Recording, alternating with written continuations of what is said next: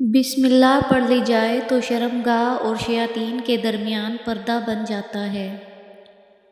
ایک انار کھانے سے دل 40 دن تک منور رہتا ہے۔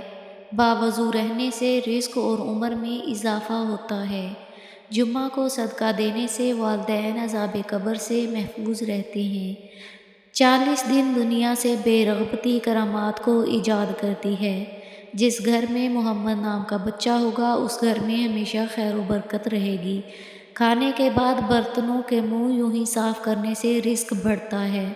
جو قبلے کی طرف منہ کر کے تھوکے گا قیامت کے دن وہ تھوک اس کی آنکھوں کے درمیان ملا ہوا ہوگا۔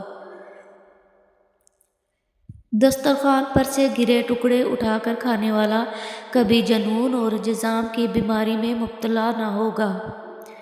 جمعے کے دن ناخن کاٹنے سے بیماریوں سے شفا ملتی ہے۔ جو شخص نبی علیہ السلام پر 3 بار درود سلام بھیجے اس کو سانپ بچھو نہیں کاٹ سکتا۔ زیتون کی مالش بدن پر کرنے سے شیطان 40 دن تک دور بھاگتا ہے۔ ہر مہینے کے پہلے 3 دن شہد چاٹنا بڑی تکالیف سے محفوظ رکھتا ہے۔ جو شخص صبح 7 عدد کھجور کھائے گا اس پر کبھی جادو اثر نہیں کرے گا۔ جو چیز یقین کامل کے ساتھ اللہ کے سپرد کی جائے وہ کبھی چوری نہیں ہوتی۔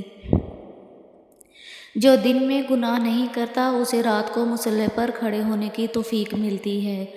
جو دن میں گناہ کرے گا وہ رات کو تہجد نہیں پڑھ سکتا۔ پاؤں سن ہو جائیں تو درود پاک پڑھ کر پھونک دو، فوراً سن ختم ہو جاتی ہے۔ کھڑے ہو کر شلوار پہننا انسان کو سنگ دل بناتا ہے۔ والدین کی طرف دیکھنے سے نظر میں اضافہ ہوتا ہے۔ عاشوراء کے روز کھانا کھلانے سے سال بھر کا رزق اللہ پاک مفت دیتے ہیں۔ بھولی ہوئی چیز کو یاد کرنے کے لیے درود شریف پڑھیں۔ جو عافیت کی دعا مانگے گا وہ ہمیشہ پرسکون رہے گا۔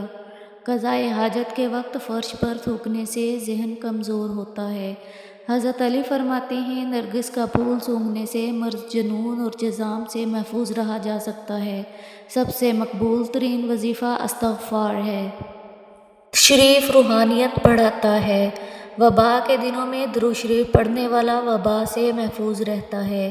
سانپ دانتوں سے ڈستا ہے اور انسان آنکھوں سے، اس لیے ہمیشہ اپنی نظروں کی حفاظت کریں۔ جو عورتوں پر بری نظر ڈالتا ہے علم کا نور اس سے چھین لیا جاتا ہے۔ مصحف کو زمین پر رکھنے والا جنون جیسے مرض میں مبتلا ہو سکتا ہے۔ عاشوراء کے دن سرما لگانے سے آنکھیں سارا سال دکھتی نہیں ہیں۔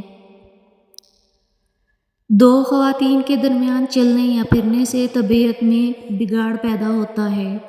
تیز خوشبو لگانے والی عورت دگنے گناہ کی مستحق ہوتی ہے کیونکہ اس نے مردوں کو اپنی طرف متوجہ کرنے کا سامان پیدا کر دیا۔ زنا ایک قرض ہے، ادائیگی ہر حال میں کرنی ہوگی۔